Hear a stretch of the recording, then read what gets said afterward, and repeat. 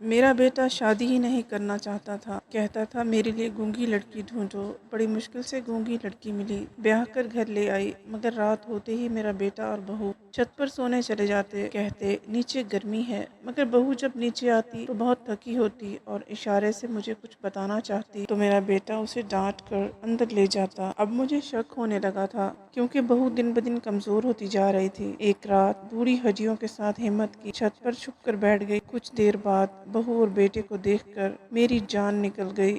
میں تو اپنے بیٹے کی اس ضد سے تنگ آ چکی تھی۔ جب بھی اسے شادی کے لیے کہتی کوئی لڑکی تلاش کر کے دیتی جو بہت خوبصورت ہوتی۔ بات سن کر میرا بیٹا کہتا مجھے حسین لڑکی نہیں چاہیے، مجھے بس گونگی لڑکی چاہیے، گونگی لڑکی کو ہی اپنی دلہن بناؤں گا۔ پہلے تو مجھے لگا شاید میرا بیٹا مذاق کر رہا ہے اور میں نے اس کی بات پر توجہ نہیں دی۔ لڑکیاں دیکھتی رہی، میں نے ایک لڑکی پسند کر لی۔ جب بیٹے کو دکھائی تو اس نے کہا کیا یہ لڑکی گونگی ہے؟ میں اس کی بات سن کر ہنستی ہوئی بولی نہیں، ماشاءاللہ لڑکی بہت پیارا بولتی ہے، اس کی آواز بالکل کوئل جیسی ہے۔ میرا بیٹا غصے سے بولا امی میرا ٹائم ضائع مت کریں، جب گونگی لڑکی سے بیاہ کرنا ہے تو آپ میری بات کیوں نہیں مان لیتی؟ میں حیران رہ گئی، کیا سچ میں میرے بیٹے کی یہی مرضی تھی؟ میں بولی فیضان کیا بات ہو گئی، تمہیں گونگی بیوی چاہیے؟ وہ کہنے لگا میں تو شادی کرنا ہی نہیں چاہتا، مجھے پتا ہے عورتوں کی زبان کے آگے خندق ہوتا ہے، ایک بار بولنا شروع کر دیں پھر کوئی چپ نہیں کروا سکتا۔ میں اپنی زندگی کا یہ سکون برباد نہیں کرنا چاہتا، تو میں شادی کرنا نہیں چاہتا، پھر آپ کی خوشی کے لیے رضامند ہو گیا ہوں، مجھے گونگی بیوی ہی چاہیے۔ مجھے بہت پریشانی ہوئی، میں اپنے بیٹے کو اچھی طرح جانتی تھی، وہ سنجیدہ مزاج لڑکا تھا، گہری سوچ میں ڈوبا رہنے والا، کام سے کام رکھنے والا، کسی سے ہنسی مذاق بھی نہیں کرتا تھا۔ میں اس سے اس بات کی توقع کر رہی تھی کہ وہ سب مذاق کر رہا ہے، اس کی ہر بات پتھر پر لکیر ہوتی۔ میں بولی بیٹا اگر تم کہو گے تو میں تمہارے لیے کم گو لڑکی تلاش کر لوں گی۔ کہنے لگا آخر گونگی لڑکی سے شادی کرنے میں کیا حرج ہے، کیا گونگی لڑکیاں انسان نہیں ہوتی؟ میں بولی نہیں بیٹا ایسا کیوں کہہ رہے ہو، اگر میں نے تمہارے لیے گونگی لڑکی ڈھونڈ لی تو لوگ ہم دونوں کا مذاق اڑائیں گے، کہیں گے فیضان میں نہ جانے کس چیز کی کمی تھی جو گونگی لڑکی ڈھونڈ لی۔ فیضان کہنے لگا امی میں نے آج تک کسی کی پرواہ نہیں کی، مجھے لوگوں کی باتوں سے کوئی مطلب نہیں، میں شادی کروں گا تو گونگی لڑکی سے ہی کروں گا۔ میں نے فیضان کی ضد کے آگے ہتھیار ڈال دیے اور اس کے لیے گونگی لڑکی ڈھونڈنے لگی۔ میرا ایک ہی بیٹا تھا، میں چاہتی تھی کہ اس کا گھر اپنے سامنے بس آ جاؤں، پھر یہ بھی ایک وجہ تھی کہ میں بوڑھی ہو چکی تھی، مجھ سے گھر کے کام کاج نہیں ہوتے تھے۔ میرا فیضان ابھی 2 برس کا تھا، اس کے ابو انتقال کر گئے تھے، میں جوان تھی،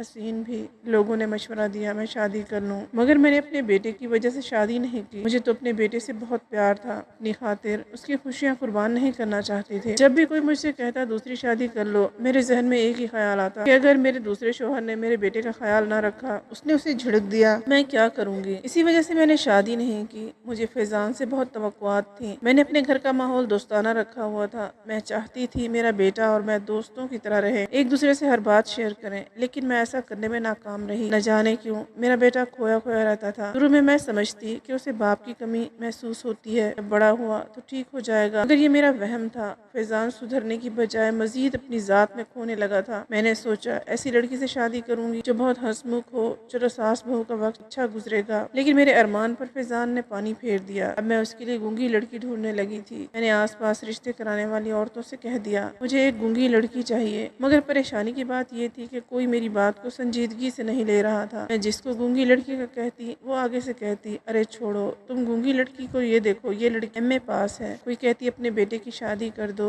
2-4 بھائیوں کی اکلوتی بہن ہے، بہت زیادہ جہیز لائے گی۔ اب میں پریشان رہنے لگی تھی، میرے ہاتھ میں کچھ نہیں تھا۔ میرے دروازے پر ایک فقیرنی آئی، فقیرنی پچھلے 6 سالوں سے ہمارے محلے میں بھیک مانگنے آیا کرتی تھی، میرے گھر میں بھی داخل ہو جایا کرتی تھی، مجھ سے حال احوال بھی دریافت کر لیا کرتی تھی۔ آج بھی وہ میرے گھر میں داخل ہو گئی، مجھے دیکھ کر بولی باجی کیا بات ہے، بڑی پریشان ہو؟ مجھے تو پہلے کسی انسان کی ضرورت تھی جو دکھ سن لیتا، سمجھ بھی لیتا۔ میں بولی ہاجرہ کیا بتاؤں، بیٹے کی طرف سے بہت پریشان رہتی ہوں، اس کی شادی کرنا چاہتی ہوں، بوڑھی ہڈیوں میں اب گھر کے کام کرنے کی طاقت نہیں رہی، مگر میرا بیٹا تو ضد لگا کر بیٹھا ہے کہ وہ صرف گونگی لڑکی سے ہی شادی کرے گا۔ مجھے تو اس کی سمجھ نہیں آتی کہ اس کے لیے گونگی لڑکی کہاں سے ڈھونڈ۔ رشتے کرانے والی عورتوں سے کہتی ہوں تو وہ میری بات سنجیدگی سے نہیں لیتی۔ کرنی کہنے لگی باجی ایک بات کہوں؟ میں بولی ہاں کہو۔ وہ بولی باجی یہ بات ٹھیک بھی ہے یا نہیں؟ آپ کی پریشانی کے پیش نظر کہہ رہی ہوں، اگر آپ آپ کو میری بات ناگوار گزرے تو مجھے معاف کر دیجیے گا۔ میں بولی کیا ہو گیا حاجرہ، اتنی پہیلیاں کیوں بجھوا رہی ہو، سیدھی طرح کہو کیا کہنا ہے۔ وہ بولی باجی میری بھی ایک بیٹی ہے جو گونگی ہے، کم عمر بھی، اگر آپ اس کا رشتہ لینا چاہیں تو میں خوشی خوشی آپ کو اپنی بیٹی کا ہاتھ دے دوں گی۔ میں حاجرہ کی بات سن کر گہری سوچ میں ڈوب گئی۔ میرے چہرے کے تاثرات دیکھ کر اس نے میرے آگے ہاتھ جوڑ دیے۔ بولی باجی گستاخی معاف کر دیجیے۔ اتنا کہہ کر وہ میری بات سنے بغیر ہی میرے گھر سے چلی گئی، لیکن میرا سارا دن فقیرنی کے متعلق سوچتی رہی۔ مجھ سے کوئی فیصلہ نہیں ہو رہا تھا، اس لیے میں نے سوچا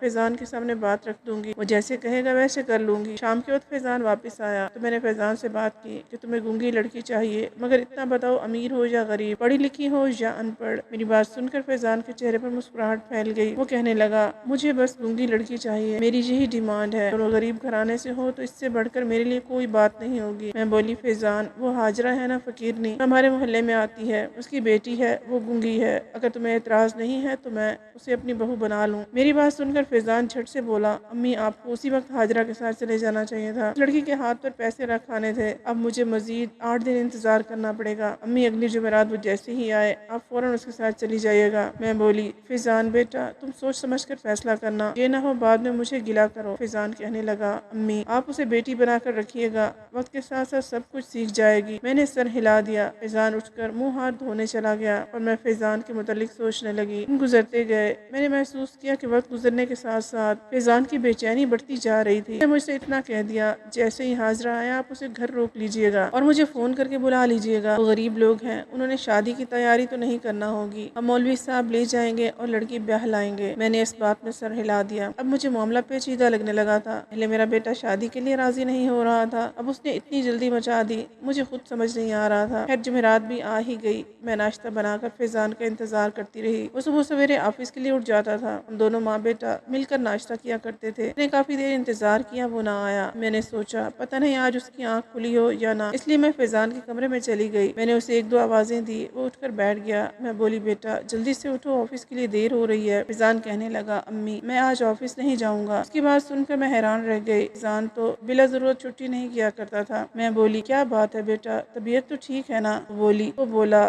جی امی بالکل ٹھیک ہوں، بس آج ویسے ہی آفس جانے کو دل نہیں کر رہا۔ میں نے سر ہلا دیا، کمرے سے باہر آ گئی۔ تھوڑی دیر بعد فیضان بھی میرے پیچھے آ گیا۔ وہ کہنے لگا امی حاجرہ کتنے بجے تک محلے میں آتی ہے، ایسا نہ ہو چلی جائے، ہمیں کچھ خبر نہ ہو۔ اب میں ساری بات سمجھ گئی۔ میں بولی بیٹا جب اس نے آنا ہوگا وہ آ جائے گی، تمہیں بلا وجہ فکر کرنے کی ضرورت نہیں۔ اب مجھے فیضان پر غصہ آنے لگا تھا۔ اس نے ناشتہ کیا، چپ چاپ گھر سے نکل گیا۔ میں خود کو گھسیٹ گھسیٹ کر گھر کے کام کرنے لگی۔ یوں دوپہر سے شام ہونے کو آئی مگر فیضان ابھی تک گھر واپس نہیں آیا تھا۔ مجھے بہت فکر ہو رہی تھی۔ میں عصر کی نماز پڑھ کر اپنے بیٹے کے لیے دعا کر رہی تھی کہ گھر کا دروازہ کھلا۔ فیضان کی چہکتی ہوئی آواز میری سماعتوں سے ٹکرائی۔ وہ بولا امی آپ کہاں ہو؟ دیکھو میں اپنے ساتھ کس کو لایا ہوں۔ میں نے جلدی سے سلام پھیرا، مڑ کر دیکھا تو سامنے فیضان کے ساتھ حاجرہ کھڑی تھی۔ میں بولی فیضان تم صبح سے کہاں غائب تھے؟ وہ کہنے لگا امی میں تو صبح سے حاجرہ کے انتظار میں گلی میں کھڑا تھا، اب یہ آ گئی ہے تو میں اسے جلدی سے گھر لے آیا ہوں۔ امی آپ تو فارغ ہی ہوں گی نا، اگر مصروف ہیں تب بھی سارے کام چھوڑ دیں، حاجرہ کے گھر چلتے ہیں، آج نیک دن ہے، نکاح بھی ہو جائے گا تو اچھا ہے۔ میں اپنے بیٹے کی شکل دیکھتی رہ گئی، مجھے کچھ سمجھ نہیں آ رہا تھا میں کیا کروں۔ فیضان آگے بڑھا، اس نے میرے ہاتھ پکڑے، تقریباً کھینچتے ہوئے مجھے اٹھانے لگا۔ میں نے اسے اشارہ کیا کہ وہ میرے ساتھ کمرے میں آ جائے تو وہ بولی میں بولی فیضان بیٹا حاجرہ کے ساتھ جا کر اس کی بیٹی کو دیکھ آتی ہوں نا، وہ تمہارے لائق بھی ہے یا نہیں، اگر رشتہ میری سمجھ میں آیا تو کل ہم دونوں ماں بیٹا جا کر اس لڑکی کو رخصت کر لائیں گے۔ فیضان نے زور زور سے نفی میں سر ہلایا، وہ کہنے لگا سوال ہی پیدا نہیں ہوتا، بس میں نے طے کر لیا، میں شادی کروں گا تو حاجرہ کی بیٹی کے ساتھ ہی کروں گا اور آج ہی کروں گا۔ آپ اٹھے، ہمارے پاس زیادہ وقت نہیں ہے۔ میں حیران ہو گئی تھی۔ میں بولی فیضان کیا تمہارا آخری فیصلہ ہے؟ اس نے اس بات میں سر ہلا دیا۔ اب میں اپنی اولاد کے آگے بے بس ہو چکی تھی، اس لیے سر پر بڑی سی چادر لی اور کمرے سے باہر نکل آئی۔ باہر حاجرہ بیٹھی تھی، میرے گھر کا جائزہ لے رہی تھی۔ پھر فیضان نے محلے کے مولوی کو ساتھ لیا اور اپنے دوستوں کو گواہ کے طور پر لیا۔ حاجرہ ہمیں شہر سے دور ویرانے میں لے آئی جہاں جا بجا گندگی کے ڈھیر پھیلے ہوئے تھے۔ میں خود کو کوسنے لگی تھی کہ میں نے فیضان کو اس رشتے کے متعلق بتایا ہی کیوں۔ خیر لمبا سفر طے کرنے کے بعد ہم ایسی جگہ پہنچ گئے جہاں بے شمار جھگیاں تھی۔ حاجرہ ہمیں ایک جھگی میں لے گئی، وہ جھگی بچوں سے بھری ہوئی تھی۔ پھر حاجرہ نے اپنی بیٹی کو آواز دی سکینہ کہاں ہو، ادھر آؤ۔ تھوڑی دیر بعد ایک کم عمر لڑکی ہمارے سامنے آ گئی، وہ بہت خوبصورت تھی، اس کو دیکھ کر جی نہیں بھرتا تھا۔ حاجرہ کہنے لگی باجی یہ میری بیٹی سکینہ ہے، گونگی ہے۔ میں نے سکینہ کو دیکھا، جی چاہا فوراً اپنی بہو بنا کر ساتھ لے جاؤں۔ میں حاجرہ سے بولی مجھے تمہاری بیٹی پسند آئی ہے۔ پھر میں نے فیضان سے آنکھوں ہی آنکھوں میں اس کے رشتے کے متعلق استفسار کیا، اس نے حامی بھر لی۔ یہ نکاح شروع ہوا۔ ہاجرہ نے ہماری خاطر تواضع تازہ جلیبی سے کی۔ بڑی سادگی سے میں فیضان کی بیوی بیاہ کر لے آئی۔ سکینہ بہت خوبصورت تھی مگر اس کا لباس اچھا نہیں تھا، یوں کہوں کہ وہ ہمارے گھرانے کے متعلق نہیں تھا۔ میں نے اس کے لیے ریڈی میڈ چند کپڑے لیے، اس کے لیے سرخ رنگ کا فراک بھی خرید لائی۔ اسے ہدایت دی کہ اچھی طرح سے غسل کر لو، اپنے بالوں کو 2-3 بار شیمپو کر لو تاکہ تھوڑی چمک آ جائے۔ اس نے سر ہلا دیا، نہانے کے لیے چلی گئی۔ آدھے گھنٹے بعد جب باتھ روم سے نکلی تو وہ بالکل جانی پہچانی نہیں جا رہی تھی، اس قدر حسین لگ رہی تھی۔ میں مسکرا کر بولی، بیٹا ہمارے گھر میں صفائی ستھرائی کا بہت خیال رکھا جاتا ہے، ہمارے شوہر کو بھی صفائی بہت پسند ہے، اس لیے تم ہمیشہ صاف ستھری رہنا۔ پھر اس نے سر ہلا دیا۔ میں سوچنے لگی کاش یہ باتیں کرتی تو مجھے کتنا اچھا لگتا۔ خیر میں سکینہ کو فیضان کے کمرے میں چھوڑ آئی تھی۔ میرا دماغ سے منو بوجھ اتر گیا تھا، میرا بیٹا شادی کر چکا تھا، یہ بات مجھے اندر ہی اندر مطمئن کر رہی تھی۔ اب اگر مجھے موت بھی آ جاتی تب بھی مجھے پریشانی نہ ہوتی، کیونکہ میں اپنے فرض سے سبکدوش ہو چکی تھی۔ میں اپنے بستر پر لیٹی، مجھے میری آنکھوں کے سامنے آج کا منظر گھوم گیا۔ نہ جانے فیضان نے ایسا کیوں کیا تھا؟ ایک طرف تو شادی کرنے پر رضامند نہیں ہو رہا تھا اور اب اس نے ہتھیلی پر سرسوں جما لی تھی۔ مجھے اس لڑکے کی بالکل بھی سمجھ نہیں آئی تھی۔ خیر کیا کرنا چاہتا ہے، کیا کر رہا ہے؟ میں نے سر جھٹک دیا اور سونے کے لیے لیٹ گئی۔ صبح میں نے اپنی بہو اور بیٹے کے لیے ناشتہ بنایا، ان کے کمرے میں دے آئی تھی۔ فیضان بہت خوش لگ رہا تھا، میری بہو شرمائی شرمائی سی تھی۔ میں نے اس کے سر پر ہاتھ رکھا، بولی بیٹی میں تمہاری ماں ہوں، تم مجھے اپنی ماں ہی سمجھو، مجھ سے شرمانے کی ضرورت نہیں۔ اس نے سر ہلا دیا، میں کمرے سے باہر آ گئی۔ تھوڑی دیر بعد فیضان ناشتے کے برتن باہر لے آیا تھا۔ میں بولی فیضان بیٹا اپنی بیوی کیسی لگی؟ وہ مسکرا کر بولا امی مجھے جیسی لڑکی چاہیے تھی وہ بالکل ویسی ہی ہے، ابھی تھوڑی ناز سمجھ ہے، اس کی تربیت کرنا آپ کی ذمہ داری ہے۔ میں بولی ہاں کیوں نہیں بیٹا، میں اسے ہر چیز سکھا دوں گی۔ فیضان کی باتیں سن کر تسلی ہو گئی تھی، میرا بیٹا خوش تھا، سمجھو مجھے دنیا ہی میں جنت مل گئی۔ فیضان گھر سے باہر نکل گیا تو سکینہ میرے پاس آ گئی، اس نے میرے ہاتھ سے برتن لے لیے اور اشارے سے کہنے لگی آپ یہ برتن چھوڑ دیں، میں ان کو دھو لوں گی۔ میں بولی نہیں بیٹی، ابھی تو میں تمہیں اپنے گھر کا پورا آرام کراؤں گی، پھر تم سے میٹھا بنواؤں گی، پھر تم کام کرنا۔ مجھے یہ بتاؤ تمہیں کھیر بنانی آتی ہے؟ خیر تمہارے شوہر کو بہت پسند ہے۔ اس نے اداسی سے نفی میں سر ہلایا تو میں بولی فکر کی کوئی بات نہیں، میں تمہیں سکھا دوں گی۔ دن تو ٹھیک طرح گزر گیا مگر جو ہی رات ہوئی میرا بیٹا بولا امی آج میں اور سکینہ چھت پر سوئیں گے، کل بھی ساری رات بہت گرمی لگتی رہی۔ میں فیضان کی بات سن کر حیران ہو گئی، کیونکہ سردیوں کی آمد تھی، ابھی تو میں کمرے میں سونے لگی تھی، رات کو اٹھ کر کمرے کا پنکھا بھی بند کر دیا کرتی تھی کیونکہ مجھے ٹھنڈ لگتی تھی۔ خیر میں نے فیضان سے یہ بات نہیں کہی، مجھے لگا میاں بیوی کو پرائیویسی چاہیے، تبھی وہ چھت پر جانے کی ضد کر رہا ہے۔ وہ دونوں میاں بیوی چھت پر چلے گئے تو میں اپنے کمرے میں آ گئی۔ صبح جب سکینہ نیچے آئی تو وہ بہت تھکی ہوئی تھی، کل وہ اس ٹائم بڑی حشاش پشاش تھی۔ میں نے سکینہ کا ہاتھ پکڑ لیا اور بولی کیا بات ہے بیٹا، مجھے تم بوجھی بوجھی سی لگ رہی ہو، اوپر سردی تو نہیں لگی؟ سکینہ مجھے اشارے سے کچھ بتانے لگی تو فیضان نے اسے جھٹک دیا اور بولا صبح صبح تم کیا باتیں کرنے کھڑی ہو گئی ہو، چلو اپنے کمرے میں منہ ہاتھ دھو کر باہر نکلنا۔ اس نے جلدی سے اپنا ہاتھ چھڑایا اور کمرے میں چلی گئی۔ مجھے فیضان کا یہ رویہ اچھا نہیں لگا مگر میں نے سر جھٹک دیا اور ناشتہ بنانے لگی۔ ناشتہ لے کر جب میں فیضان کے کمرے میں پہنچی تو میری سماعتوں سے اس کی آواز ٹکرائی تھی، وہ غصے میں غرا رہا تھا، کہنے لگا سکینہ ایک بات کا دھیان رکھنا، ہم دونوں میاں بیوی کے درمیان جو کچھ بھی ہو وہ ہم دونوں کے درمیان ہی رہنا چاہیے، میں تمہیں اس بات کی ہرگز اجازت نہیں دیتا کہ تم ہماری پرسنل باتیں میری والدہ سے یا اپنی والدہ سے شیئر کرتی پھرو،